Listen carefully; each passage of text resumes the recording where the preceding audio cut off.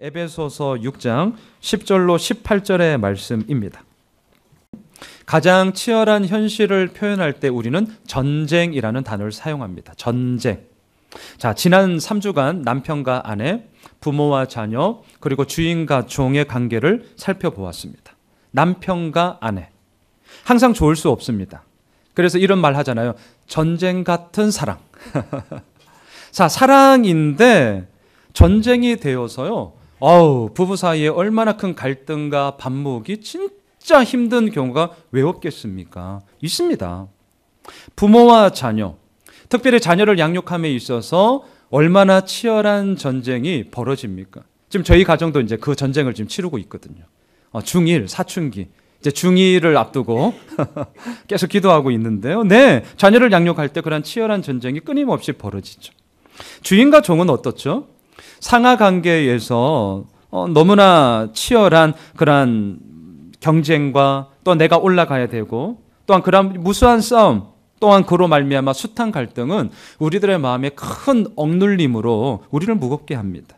자, 이처럼 우리가 처한 현실은 너무나 치열하고요. 그 치열한 현실은 우리를 압제하고요. 그 압제하는 현실은 우리의 피부에서 떼어낼 수 없는 큰 고통을 주게 되는 것이죠. 그래서 우리는 말합니다. 전쟁과 같다고. 전쟁. 자, 그렇다면요. 오늘 본문은 어떠세요? 오늘 본문. 자, 지금 방금 우리가 읽었습니다. 오늘 주제는 영적 전쟁입니다. 읽으시면서 어떤 느낌이 드셨어요? 어떤 느낌이? 우리의 피부로 직감이 되십니까? 아니면 성경이 그냥 이 얘기하니까 그런가 보다. 소위 머리 안에서 도는 이야기가 되십니까? 오늘 이게 우리의 고민이고 또한 이 고민을 제가 좀 깨고자 하는 좀 욕심을 가지고 있습니다. 오늘 설교를 통해서. 왜? 영적 전쟁은 분명히 우리 안에 주어지는 이야기인데 그럼에도 불구하고 오늘날 많은 분들의 삶 속에는 실상은 이 경우가 훨씬 더 많이 있기 때문입니다. 자, 영적 전쟁 이 주제를 딱 들으셨을 때 제가 좀 심플하게 접근하겠습니다. 크게 두 가지. 두 가지의 문제를 야기시킵니다. 그것이 뭐냐면 첫 번째는요. 모든 것을 사탄 마귀의 역사로 이제 해석하기 시작한다는 거죠. 모든 것을. 왜 이렇게 되느냐? 결론적으로는 사탄 마귀에 대한 두려움이 나의 가운데, 우리 가운데 엄습해 있기 때문에 그렇습니다. 두려움이라는 것이 내 심장 가운데 딱 자리 잡게 되면요. 세상 어디를 가도 두려워요. 이 두려움이 나의 모든 삶을 옥죄이기 시작하면 어딜 가도 안전한 곳을 찾을 수가 없다니까요. 심지어는 내가 안전한 곳에 있음에도 불구하고 여전히 두려움에 벌벌벌 떠는 경우가 있습니다. 그래서 어떻게 되는 줄 아십니까? 참 아이러니한 것인데 나의 그러한 두려움이 때로는 나의 믿음의 대상이 되어 버리는 거예요. 그래서 그 두렵기 때문에 두려움이 지시하는 대로 다 행합니다. 예전에 제가 한 인터뷰를 보았는데요. 한때 굴지의 기업의 그 회장님의 스토리였는데 그분이 무속신앙에 완전히 사로잡혔던 분이에요. 스펙 좋습니다. 그 회장의 자리에 오르기까지 아무나 합니까? 선출된 회장이었더라고요. 그냥 그 상속받은 게 아니고요. 자, 그런데 그분의 이야기 속에 정말 기가 막혔던 것이 뭐냐면 당연히 대저택에 살겠죠. 뭐 청담동이나 삼청동이나 뭐 이런 데 내노라 여기 평창동인데요. 뭐 이런 데 살았겠죠. 어리어리한 집에 어리어리한 대문이 멀쩡히 있는데요. 한날은 그 대문을 출입하지 않고 사다리 놓고 담 넘어갔다는 거예요. 자기 집인데. 그러면서 인터뷰에 하는 말 왜 그렇게 했느냐? 자기가 신뢰하는 무당님이 오늘 대문 출입하면 재수 없다고, 쉽게 말하면 재수 없다고, 그거 출입하지 말라고. 그럼 출근해야 되는데 어떻게 합니까? 그 벽 타 넘어서 갔다는 거예요. 자, 우리가 이런 얘기 들을 때 기가 막힌 거예요. 아니, 저렇게 많이 배우고, 굴지의 기업의 회장으로서 그렇게 영향력을 가지고 있는 사람이 멀쩡한 대문 놔두고, 자기 집도 사다리 놔두고 벽 타 넘어서 출퇴근을 했다? 미친 거 아니야? 근데 그 미친 이야기가 이 세상에 허다하게 많이 있습니다. 그게 인간이에요. 우리의 두려움의 대상이 때로는 믿음의 대상으로 둔갑을 해서요. 그 미친 짓을 한다니까요. 이 모든 것이 다 무엇입니까? 심플하게 제가 접근을 한다면 사단 마귀로부터 모든 일들이 다 이루어진다라고 해석하기 때문인 것이죠. 자, 반대로. 늘 역사는 극과 극이에요. 정말 거룩함이 무엇과 만나느냐? 정말 인간의 탐욕과 세속과 만나요. 세속적인 거와. 제가 조심해야 되는 거예요. 제가 목사가. 진짜 거룩함을 향해 나아가는 이 목사가 무엇과 만나냐면 진짜 지극히 인간의 원색적인 세속함과 만나요. 이게 역사가 보여주는 거거든요. 자, 마귀의 역사도 마찬가지죠. 반대로 마귀가 하는 일이 뭐가 있어? 웃기고 있어. 이러면서 완전히 그냥 무지해버리는 거야. 무지한 거. 아마도 오늘날 많은 성도님들이 제가 목회를 수십 년 이렇게 경험을 하면서 사실은 거의 다 이쪽으로 지금 흘러가고 있습니다. 왜냐하면 영적 전쟁이라고 지금도 우리가 말은 하지만 실제적으로 진짜 어떻습니까? 실제적으로. 이건 정말 사탄 마귀와 싸우는 영적 전쟁이야 내가 느끼거나 그러한 것들을 경험한 것이 있습니까? 라고 질문을 할 때 성경에서는 분명히 얘기하기 때문에 그런가 보다라고 하지만 선뜻 나의 삶의 경험을 통과한 이야기로서는 대답을 잘 못하셔요. 그리고 흔히들은 글쎄요. 이게 없다라고 말을 못하니까 글쎄요. 이러면서 머뭇거린다는 거죠. 자, 그렇다 보니까 오늘 본문에 나오는 내용들이 어떠십니까? 다시 한번 묻고 싶어요.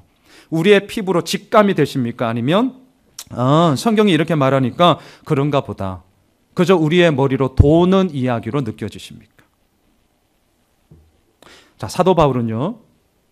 영적 전쟁을 저 멀리 떨어진 미국 사람 이야기하는 것 아닙니다. 딴 사람 이야기하지 않습니다. 2018년 대한민국을 살아가고 있는 우리들의 이야기로 가지고 와요. 지금까지 우리가 에베소서를 쭉 살펴보았던 문맥의 흐름을 한번 잘 보셔요. 술 취하지 말라 이는 방탕한 것이니 뭐 하라 했죠? 오직 성령의 충만함을 받으라. 자, 그러면서 성령의 충만함을 받으라 말하면서 제일 먼저 얘기했던 게 뭐냐면 남편과 아내 부부 관계를 이야기했어요. 이 흐름을 놓치시면 안 돼요. 다시 말할까요? 교회에서 열정적으로 예배 드리는 거 얘기하지 않았습니다. 기도원에 가셔서 막 금식 기도하고요. 교회 와서 막 철야 기도하고요. 40일 작정 새벽 기도하고요. 이런 얘기 하지 않았습니다. 물론 제 말을 오해는 하지 마십시오. 성령의 충만함이 막 예배 열정적으로 드리고 기도 열심히 하는 거 상관이 없느냐 그런 투로 제가 얘기하는 게 아니고요. 지금 사도 바울이 에베소서를 통하여서 우리들에게 성령의 충만하다는 이야기가 얼마나 실질적이고 얼마나 우리들의 일상의 삶의 이야기고 얼마나 구체적인가를 보여주고 있다는 거예요. 남편과 아내, 우리 얘기잖아요. 우리 얘기라고요. 부모와 자녀, 지금 이 자리에 있는 부모님들 자녀 양육하면서 갈등하는 그 얘기라고요. 주인과 종, 우리 사장님도 계시지만 회사원도 있습니다. 우리의 이야기라고요. 여러분, 에베소서를 그냥 흘려보내지 마십시오. 성령의 충만함이라는 것은 뭐냐? 지극히 우리들의 일상적인 삶 가운데 하나님께서 개입하셔서 우리를 다스리는 것입니다 라는 것을 문맥의 흐름을 통해서 우리에게 외치고 있는 것입니다. 다시 한번 말씀드리겠습니다. 영적 전쟁을 단지 성령의 은사를 받은 몇몇 분들이 귀신을 쫓아내는 축기 사역이나 아니면 어떤 신비한 현상을 통해 일어나는 종교적인 현상만으로 국한하지 마십시오. 물론 그거 있습니다. 하지만 이걸로만 국한하지 마십시오. 이미 우리들의 지극히 일상적인 삶의 이야기로서 성령께서 이끌어 가시고 또한 반대로 사탄 마귀가 우리를 넘어뜨리기 위해서 공격하고 있다는 것을 지금 사도 바울은 외치고 있는 것이죠. 이 관점으로 오늘 본문을 꼭 보셔야 합니다. 10절과 11절을 다시 한번 보세요. 오늘 보면 10절과 11절 같이 읽읍시다. 시작. 끝으로 너희가 주 안에서와 그 힘의 능력으로 강건하여지고 마귀의 관계를 능히 대적하기 위하여 하나님의 전신갑주를 입어라. 자, 10절, 11절이 서로 충돌하고 있습니다. 펜이 있으시면 나중에 잊어버리시니까 충돌 아예 쓰세요. 충돌. 뭐가 충돌하죠? 하나님께서 우리에게 원하시는 것은요, 어디에 있든지 무엇을 하든지 예수 그리스도 안에 내가 있음을 고백하고 또한 나의 모든 힘의 원천이 오직 예수 그리스도만을 통하여서 강건케 됩니다라는 것을 깨닫는 거예요. 이게 지금 10절이에요. 이게 하나님의 원함을 우리들에게 얘기하고 있습니다. 하지만 11절로 가보세요. 우리의 이러한 고백과 깨달음을 제일 싫어하는 놈이 있어요. 제일 싫어하는 놈. 그 놈이 누굽니까? 마귀예요. 그래서 11절에 말하죠. 마귀의 간계. 간계가 무엇입니까? 아주 간교한 책략, 음모. 하나님을 믿는 우리들을 넘어뜨리기 위해서 어떻게 해서든지 사용하는 마귀의 술책. 이게 지금 관계라는 거죠. 여러분, 사도 바울은 이 마귀의 관계에 대해서 이미 에베소서 2장 2절과 3절에서 이렇게 말했었습니다. 앞에 스크린을 한번 보시죠.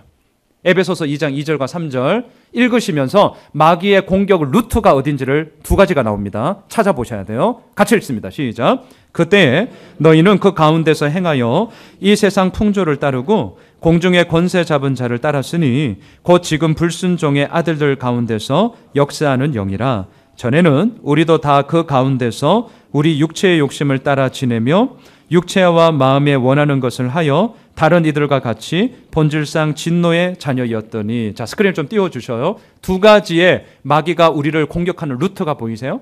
자, 2절에서는 뭐가 있죠? 이 세상의 풍조입니다. 3절에서는 뭐가 있죠? 육체의 욕심이에요. 자, 이 세상의 풍조 무엇입니까? 하나님을 떠나 오늘도 세상이 추구하고 있는 세상의 가치관, 이게 세상의 풍조예요. 작은 것보다 큰 것 좋죠. 그렇죠? 아니면 부담되는 것보다는 저도요, 부담 덜 되는 거, 아니 부담 없는 거 저 좋습니다. 주는 것보다 저 받는 게 훨씬 더 좋던데요. 지는 것보다 저 이기는 거 좋아합니다. 이왕이면 다홍치마라고요. 못난 것보다는 예쁜 거 좋습니다. 자, 하나님이 보시기에 옳은 것인가? 하나님이 보시기에 좋은 것인가? 이 질문을 잘 안 하게 돼요. 다시 말할까요? 앞서서 제가 논했던 이 세상의 풍조, 다시 말할까요? 이 세상이 추구하고 있는 가치관과 그 세계관을 따르면 언제부턴가 내가 하나님을 믿습니다라고 얘기는 하지만 정작 하나님이 옳은 것입니까? 하나님이 보시기에 이거 좋은 건 맞나요? 라는 질문이 사라져요. 이게 뭡니까? 이게 오늘도 우리를 넘어뜨리기 위해서 공격하고 있는 마귀의 관계라는 거예요. 마귀의 관계. 아니 누가 지는 거 좋아합니까? 이기는 거 좋아하죠. 저 이기는 사람 되고 싶어요. 우리 새 아들 저 지고 들어오면 막 화딱지 납니다. 야 언놈이야 이 새끼. 때렸어? 야 좁해. 아빠 책임. 아빠야. 저 그런 마음이 있어요. 네, 저 이기고 싶어요. 하지만 묻는 것이죠. 하나님 보시기에 옳은 것입니까? 하나님 보시기에 좋은 건가요? 묻는 것이죠. 또한 육체의 욕심 어떻습니까? 육체의 욕심. 끝이 없어요. 개척을 하고 나서 먼저 이제 개척했다는 이유로 간혹 개척을 준비하는 목사님들이 저를 찾아오셔요. 그러면서 항상 묻는 말씀이 있습니다. 개척을 하니까 가장 힘들고 어려운 게 뭐냐고. 항상 빠지지 않는 질문. 반대로 목사님, 개척을 하고 좋은 게 뭐예요? 이 질문하는 분들이 안 계세요. 그러니까 이게 뭐죠? 밑바탕에 뭐가 흐르는 거예요? 개척 이제 힘들고 이 어려운 길을 내가 가야 하니까. 이게 깔려 있다 보니까 좋은 것보다는 어렵고 힘든 게 뭐냐고 저한테 물어요. 제가 항상 대답합니다. 항상. 그리고 이미 주일 설교 때도 제가 몇 번 얘기했어요. 근데 이게 저의 고백이기 때문에 그냥 하는 거예요. 그게 뭡니까? 끝없는 욕심이에요. 미치겠어요. 먹어도 배고프고요. 정말 마셔도 목이 마른 거예요. 갈증이 납니다. 갈증. 이 끝없는 욕망과 이 욕심이 제 안에서 늘 싸우고 있어요. 저는 정말 확신합니다. 예수님 한 분만으로 저 배부른 목회 하고 싶어요. 저 정말 확신합니다. 예수님 한 분만으로 만족하는 양순홍의 인생이 되고 싶습니다. 저 정말 그거 꿈꿉니다. 정말 저 소망합니다. 그런데 그게요, 너무 어려워요. 정말 분명히 저의 마음속에 꿈꾸고 생각하는 건데 그럼에도 너무 어려워요. 제가 주중에 우리 김한현 집사님 뒤에 계시지만 신방 갔어요. 같이 맛있는 밥 먹었어요. 그래서 제가 이런 얘기를 했어요. 나중에, 물론 앞으로 우리 교회가 어떻게 될지는 모르겠지만 그럼에도 불구하고 나중에 우리 교회도 분명히 분립개척을 하게 될 건데 그때 되면 내가 아까워서 할 수 있을지 모르겠다고. 그래서 저희는 아예 정관에 못 박았어요. 나도 말 못 바꾸려고. 첫 번째 정관이에요. 분립개척. 그 마음이 느껴지시죠? 네. 끝이 없다요. 끝이. 그런데 더 무서운 것은 이 끝없는 욕심을 사탄 마귀는요, 놓치지 않아요. 그리고 그 통로를 통해서 우리들을 공격한다는 것이죠. 자, 보십시오. 이 세상의 풍조, 끝없는 욕심. 우리에게만 해당하는 이야기일까요? 아닙니다. 공생애를 시작하시는 예수님에게도 해당하는 이야기였습니다. 저는 오늘 본문을 준비를 하면서 사실은 영적 전쟁, 아주 그냥 다이렉트로 제가 그냥 설교 제목도 바꾸지 않았어요. 예전 같으면 좀 돌려서 완곡하게 제가 많이 하는데 오늘은 그냥 직접적으로 날골로 가고 싶었어요. 왜냐하면 이게 정말 저의 지금도 고민인데요. 얼마나 우리들의 피부에 와닿는 이야기가 될까? 이게 제 고민이에요, 지금. 그리고 그걸 한번 깨보고자 말씀을 준비했어요. 그러면서 묵상을 계속 하는데 단지 그냥 이렇게 얘기하고 끝나면 어떤 마음에 가며 울림이 있을까라고 생각을 하다가 하나님께서 너무 감사한 생각을 하나 주셨어요. 그게 뭐냐면 소위 요즘 가수들 보면 콜라보레이션 하잖아요. 뭐 듀엣을 해서 노래를 이렇게 할 때 그때 피처링 하죠. 피처링. 오랄랄랄라 뭐 이렇게 랩을 하든지 피처링. 에베소서 오늘 본문을 계속 묵상을 하다가 하나님이 너 피처링 해라 라고 말씀하시는 것 같았어요. 피처링. 그래서 마태복음 4장으로 잠깐 제가 여행을 가겠습니다. 제가 이제 피처링을 할 거예요. 피처링. 이 본문이 얼마나 우리들에게 실질적인 이야기며 예수님의 공격의 이야기인지를 보면서 다시 한번 오늘 에베소서에 나오는 마귀의 관계, 하나님의 전신갑주 입으라. 그 얘기 누가 못하냐고요. 이 자리에 다 지금 이 계신 분들 다 들은 얘기잖아요. 그런 얘기 말고 우리의 피부로 얼마나 이게 와닿는 이야기인지를 한번 살펴보려고 합니다. 마태복음 4장 1, 2절 여행을 한번 가봅시다. 같이 읽읍시다. 시작. 그때에 예수께서 성령에게 이끌려 마귀에게 시험을 받으러 광야로 가사 40일을 밤낮으로 금식하신 후에 줄이신지라. 자, 잘 보세요. 1절을 보시면 뭔가 좀 어색해 하셔야 돼요. 1절이 안 어색하신 분들은 좀 이상한 분이에요. 뭐가 어색해요? 1절 잘 보세요. 뭐가 어색해? 네, 그렇죠. 성령에게 이끌려. 그 다음 말, 우리가 생각하는 말이 뭐 있으세요? 일부 예배 때는 많이 말씀하시더라고요. 은혜, 능력, 감사, 복음, 기쁨. 여러분들은 뭐가 있어요? 성령에게 이끌려. 그러면서 우리가 그냥 생각하는 거. 방금 제가 앞에 다 얘기했죠? 예, 그거예요. 그거 맞아요. 우리가 가지고 있는 선입견이 성령에게 이끌려 그러면 은혜, 감사, 능력, 승리 뭐 이런 것들이 와야 되는데 1절에 딱 보면 이상해. 안 맞아요. 안 맞아. 뭐예요? 마귀에게 시험을 받으러 광야로 가셨다는 거죠. 이런 게 말씀을 읽으시면서 고민이 되셔야 돼요, 여러분. 고민이 되셔야 된다고. 이게 무슨 말입니까? 성령에게 이끌려 안 풀리던 문제가 해결된 게 아닙니다.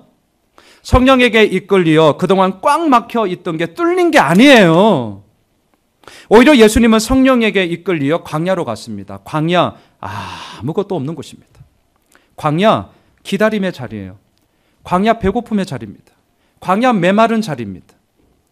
그런데 알게 되었습니다. 저는 광야, 아무것도 없고요. 아무것도 할 수 없기 때문에 진짜 할 수 있는 게 있습니다.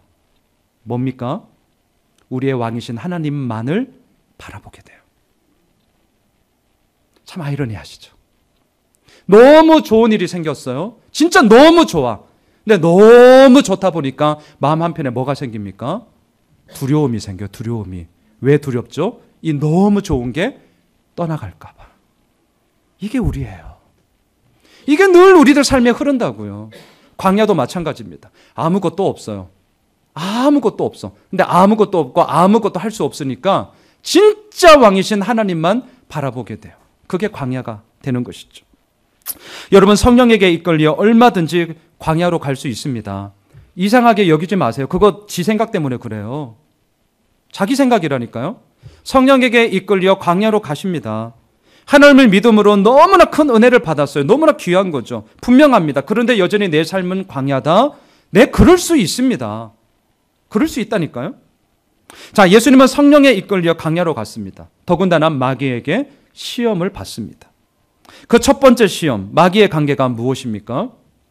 너 뭐 먹고 살래? 이거였어요. 너 뭐 먹고 살래?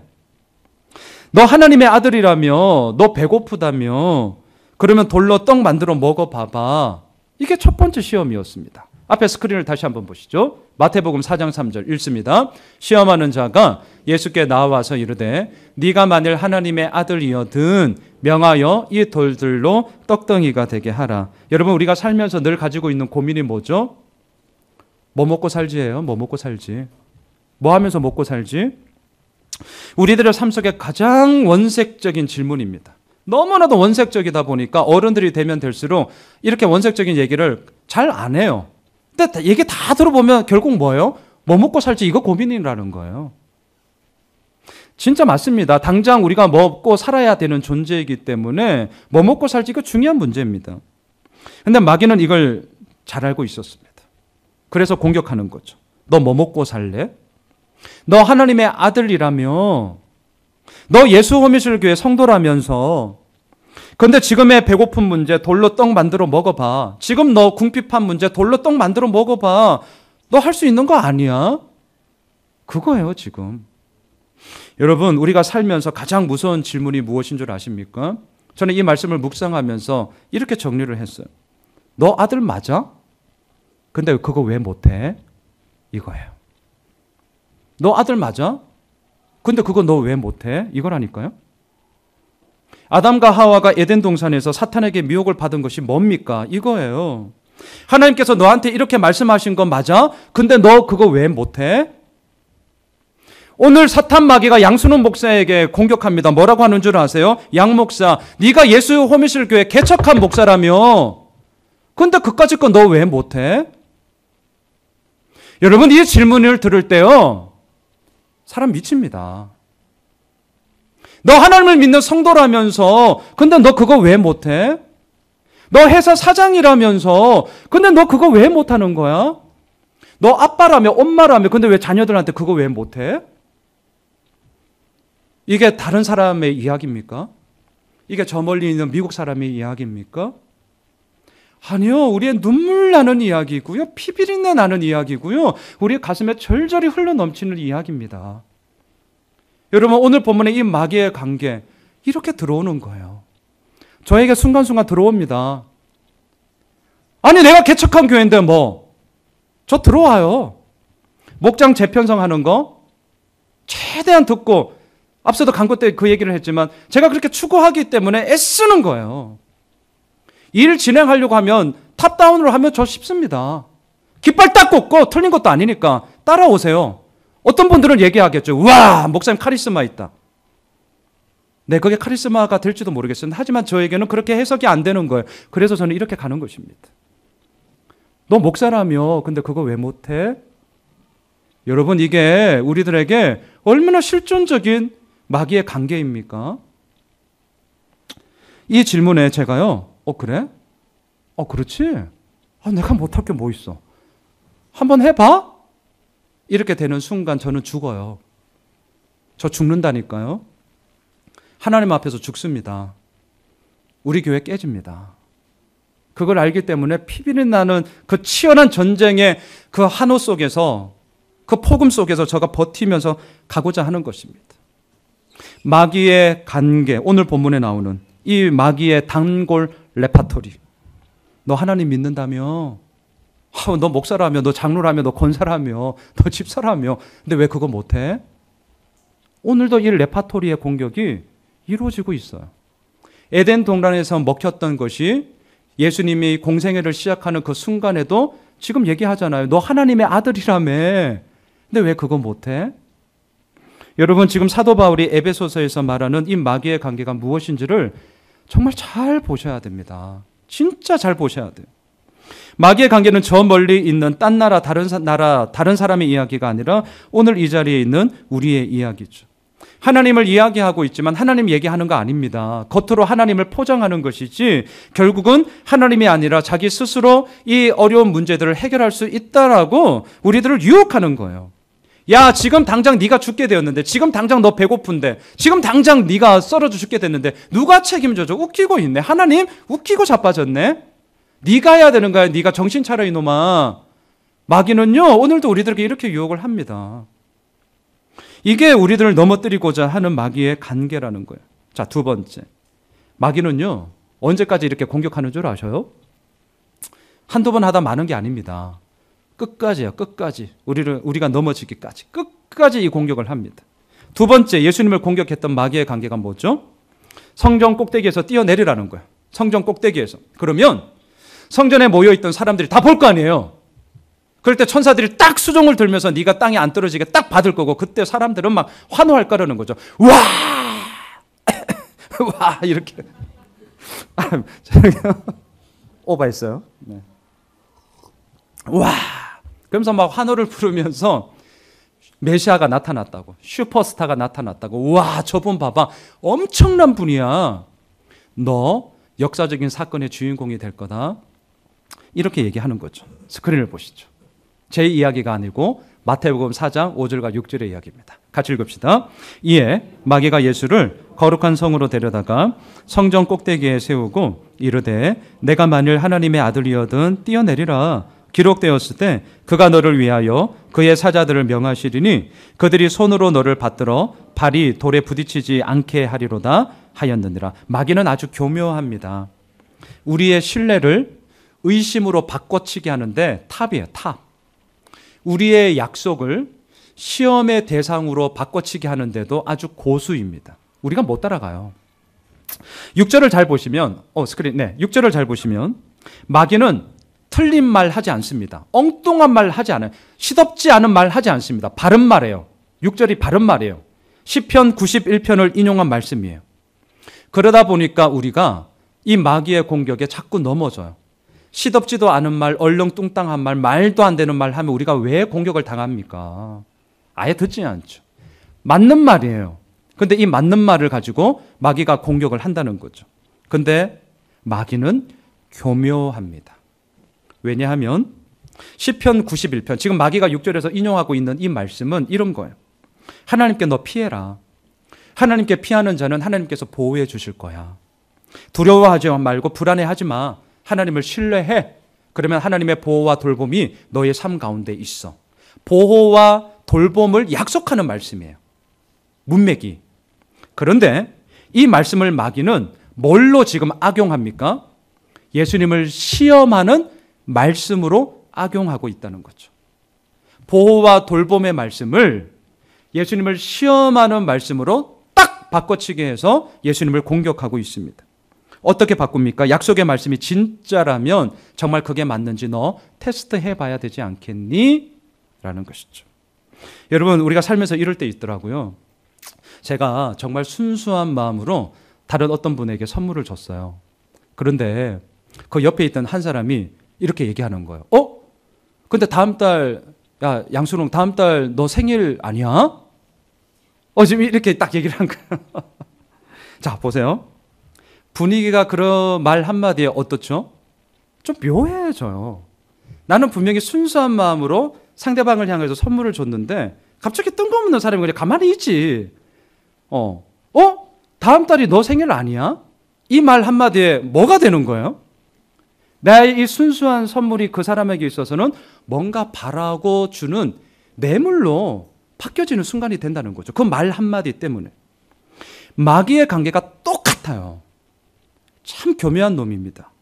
우리들의 삶 속에서 끼어드는 이 틈새 작전이 진짜 탁월합니다.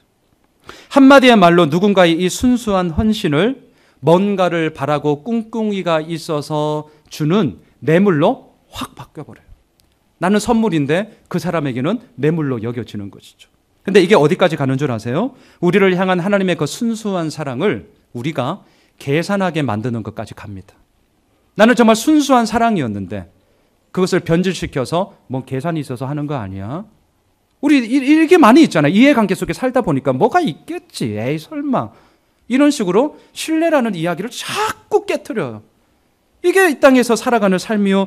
이것이 마귀가 우리를 오늘도 넘어뜨리는 너무나도 적합하게 먹혀드는 방법이라는 거죠. 근데 더 가관인 것은 이 시험을 하고 있는 곳이 어디였습니까? 성전이었어요. 성전. 성전이 어디입니까? 하나님을 예배하는 곳이죠. 성전이 어디입니까?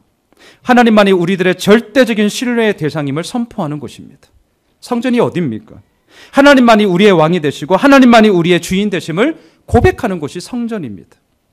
그런데 그 성전에서 마귀는 예수님을 시험하는 장소로 바꿔치기 해버렸습니다. 그러니 어찌 오늘 에베소서에 나오는 이 마귀의 관계가 다른 나라 사람의 이야기가 될 수 있겠냐라는 것이죠. 세 번째, 예수님을 공격했던 마귀의 관계가 무엇입니까? 너 나한테 절해, 내 질서 따라, 그러면 너 성공할 거다, 이 얘기합니다. 앞에 스크린을 보시죠. 마태복음 4장 8절 9절 읽읍시다. 마귀가 또 그를 데리고 지극히 높은 산으로 가서 천하만국과 그 영광을 보여 이르되 만일 내게 엎드려 경배하면 이 모든 것을 내게 주리라. 여러분 산꼭대기에 올라가 보셨어요? 지금 산꼭대기 갔잖아요. 저는 2009년도에 아이들 데리고 청소년 아이들 데리고 비전 트립으로 백두산 천지 갔었어요. 한 30일 정도 날씨 좋고 나머지는 뭐 거의 다 이제 구름으로 꽉 찼다고 하는데 제가 올라갔을 때 너무 맑았어요. 그래서 집에 사진도 몇 컷 있는데요. 정말 맑았거든요. 천지에 올라갔는데요. 천하만국 안 보이던데요. 제가 눈이 나빠가지고 이렇게 하니까 뿌예요. 아무것도 안 보여. 대청봉 올라가 보셨어요? 대청봉 올라가시면요. 저 멀리 동해 바다에서 새벽에 오징어 잡는 불빛에 보이고요. 잘 안 보여요. 뿌연 날 더 많아요. 구름 보여요. 구름. 자, 오늘 말씀을 잘 보셔야 돼요. 지금 높은 산 꼭대기로 갔어요. 그리고 천하만국과 영광을 보여줬대요. 이게 뭘까요? 아니 천하만국이 보이냐고요. 안 보이잖아요. 실상이 아니라 허상이에요. 허상. 허상이라고요. 다시 말하겠습니다. 볼 수 없는 것을 마치 볼 수 있는 것처럼 보이게 하는 것. 이게 마귀의 관계예요. 더욱이 천하만국과 영광은 누구 겁니까? 하나님 것이죠. 자기 것이 아닙니다. 그런데 자기 것인 양 둘러대는 것입니다. 뻥치는 거예요. 그리고 그거 자기가 주겠다고 얘기하니 이게 말이 되는 것입니까? 허상을 가지고 실상처럼 얘기하는 거. 이 땅에 얼마나 많이 있습니까? 여러분, 이러한 마귀의 관계가 여전히 사람들에게 먹히고 있어요. 천하만국과 그 영광, 달리 말하면 권력이라는 단어로 바꿀 수 있겠죠. 권력이에요. 더 높은 자리 가고 싶습니다. 더 큰 힘 저 가지고 싶어요. 아니 언제까지 예수호미술교회가 상가에만 있어야 됩니까? 앞으로 하나님께서 어떻게 이끌어 가실지는 모르지만 저 기도합니다. 기도해야 우리 교회 필요에 따라서 하나님께서 행하달라고 기도합니다. 저 더 많은 분들과 이 말씀 나누고 싶고요. 지금 하고 있는 사역, 훨씬 더 많은 사역으로 이 세상을 향하여서 흘려보내고 싶습니다. 저 정말 그러고 싶어요. 여러분, 권력 그 자체가 부정한 것 아닙니다. 돈 그 자체가 부정한 것 아닙니다. 중요한 것은 무엇입니까? 어떻게 쓰느냐는 거잖아요. 돈, 성경은 분명히 얘기합니다. 돈을 사랑하는 것이 일만하게 뿌립니다. 돈 자체는 가치 중립적인 거예요. 돈을 사랑해서 그것을 꾸역꾸역 내 걸로 만들려고 하는 나의 탐욕이 잘못된 것이죠. 권력, 가치 중립적인 겁니다. 어떻게 쓰느냐가 중요한 것이죠. 그러면서 말씀을 묵상하면서 이런 생각을 하게 되었어요. 때로는 가지지 않았음에 감사하고요. 가졌음에 두려워해야 된다라는 생각이 들더라고요. 부족함에 감사하고 부요함에 우리가 두려워해야 합니다. 왜냐하면 제가 10수년 목회를 하면서 꽤 많은 사람들을 만나면서 알게 된 것이 있습니다. 우리는 못 가져서 망가지는 게 아니라 더 가지지 못해서 망가지기 때문입니다. 다시요. 우리가 왜 망가집니까? 우리가 왜 무너지죠? 못 가져서가 아니에요. 더 가지지 못해서 악수를 두는 거죠. 그래서 망가지더라고요. 자, 저를 보십시오. 마태복음 4장에서 다시금 에베소서로 오겠습니다. 마귀의 관계, 우리의 피부에 와닿는 이야기예요. 정말 실존의 문제입니다. 너 목사라며 근데 왜 그건 못해? 아니 너 사장이라며 너 왜 그건 못해? 너 매니저라며 근데 왜 부하 직원한테 그런 소리 못해? 할 수 있겠죠. 때로는 할 수 있겠죠. 하지만 이 싸움이 얼마나 미묘하게 우리를 힘들게 합니까? 우리의 피부의 이야기라고요. 피부의 이야기. 여러분, 영적 전쟁 그저 귀신 들린 자 쫓아내고 환상 보고 입신하고 방언하고 신비적인 현상에만 국한하지 마십시오. 정말 이 땅을 살아가고 있는 우리들의 이야기입니다. 그러하기에 중요한 것이 무엇입니까? 적을 알고 나를 아는 것이에요. 오늘 본문으로 오십시오. 12절 13절 읽겠습니다. 12절 13절 함께 읽읍시다. 우리의 씨름은 혈과 육을 상대하는 것이 아니요 통치자들과 권세들과 이 어둠의 세상 주관자들과 하늘에 있는 악의 영들을 상대함이라. 그러므로 하나님의 전신갑주를 취하라. 이는 악한 날에 너희가 능히 대적하고 모든 일을 행한 후에 서기 위함이라. 에베소 성도들에게 편지를 쓰고 있는 이 사도 바울의 마음이 보이셔야 됩니다.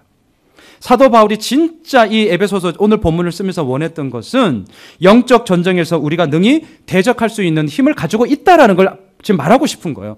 당당하게 맞서 싸우라는 거예요. 또한 전쟁을 마친 후에는 승리의 노래를 부르면서 굳건히 서게 하기 위함이다 라는 것이 사도 바울이 진짜 원하는 마음이었어요.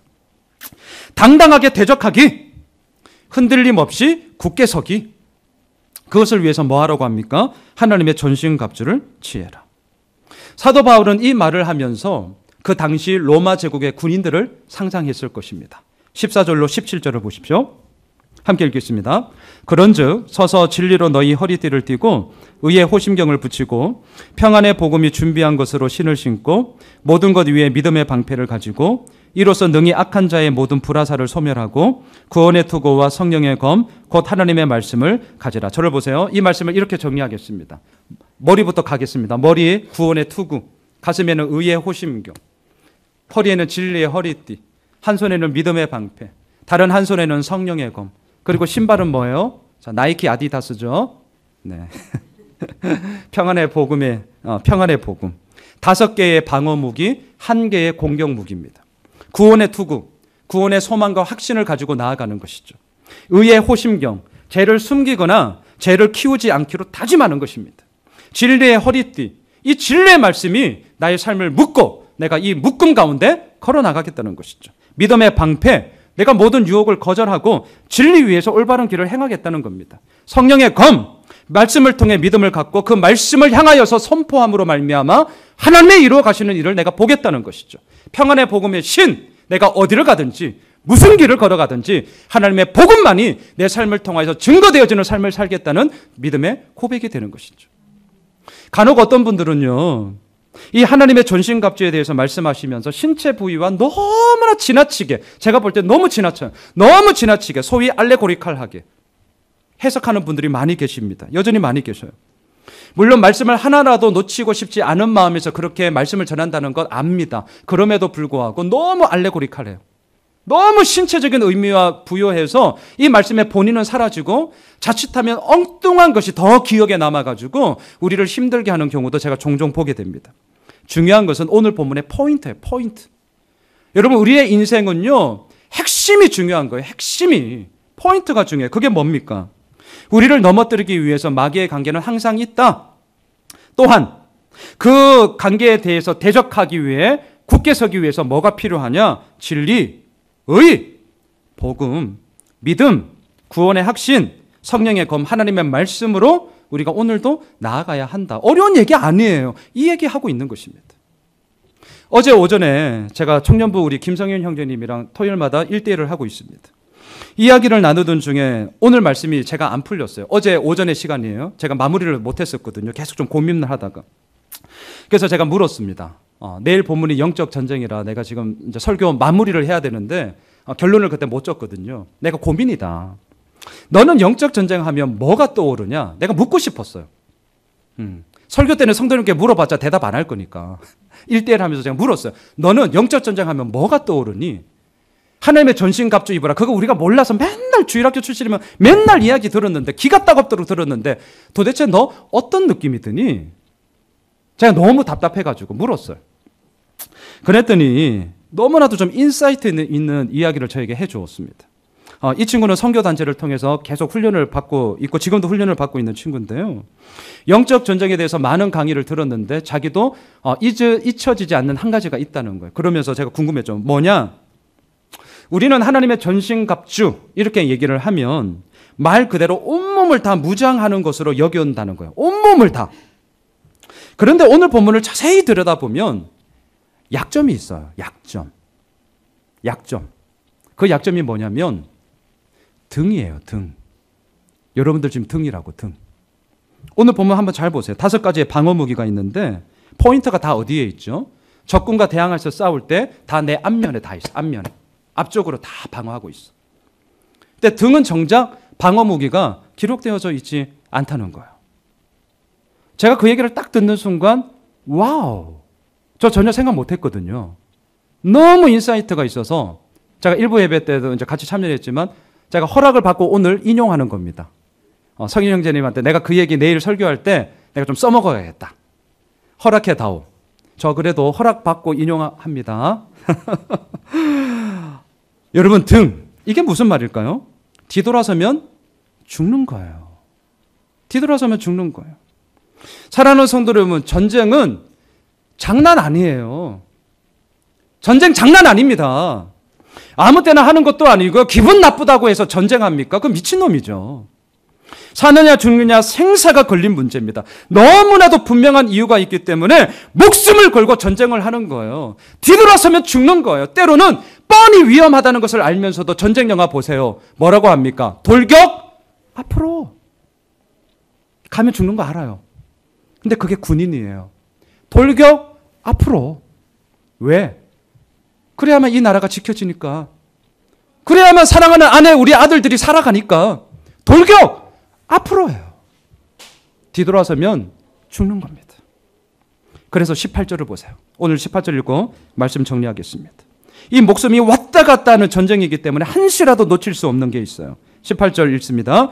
모든 기도와 간구를 하되 항상 성령 안에서 기도하고 이를 위하여 깨어 구하기를 항상 힘쓰며 여러 성도를 위하여 구하라. 이 18절 한 절 안에 기도, 간구, 구하라. 결국 똑같은 말이에요.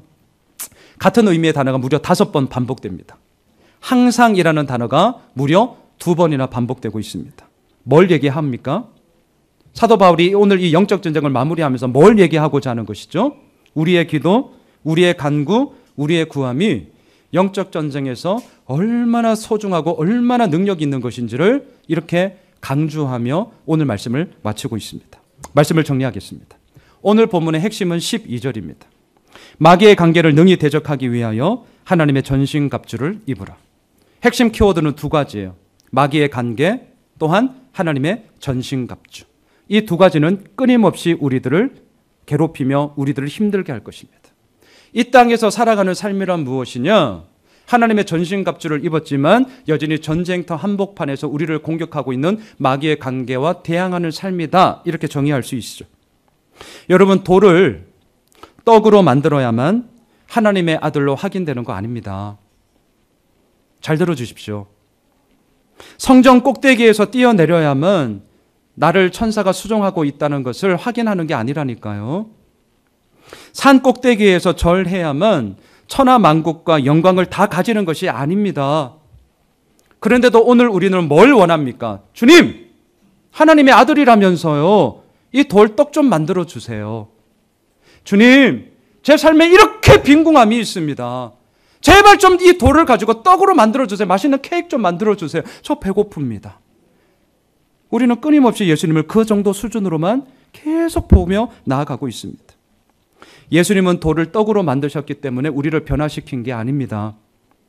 예수님 자신의 몸을 우리에게 떡으로 내어주셨기 때문에 우리가 변화된 줄 믿습니다. 예수님의 십자가가 우리를 변화시키지 돌을 떡이 됨으로 만들미야마 우리를 변화시키는 것이 아니라니까요. 우리는 영적 전쟁 한가운데 있습니다. 어떻게 하시렵니까? 뒤돌아서면 죽는 거예요. 찬송가 이런 거 있잖아요. 세상 등지고 십자가 보내. 세상 등지고 십자가 보면 우리는 가는 겁니다. 그런데 마귀의 관계는 거꾸로 바꿔치기 해요. 어떻게 해요? 십자가 등지고 뭘 보죠? 세상 보는 거예요. 천하만국과 영광 달라고 오늘도 우리의 욕심으로 그렇게 예배하는 거예요. 우리 정직하게 하나님 정말 믿읍시다. 세상 등지고요. 십자가만을 향하여서 나아갑시다. 그리할 때에 주님께서 이루어 나가시는 승리의 노래가 우리들 삶 가운데 가득 찰 줄 믿습니다. 이번 한 주간 예수님만을 바라보며 함께 나아가는 십자가만을 향하여 나아가는 모든 영적 군사들이 되시길 주님의 이름으로 축원합니다.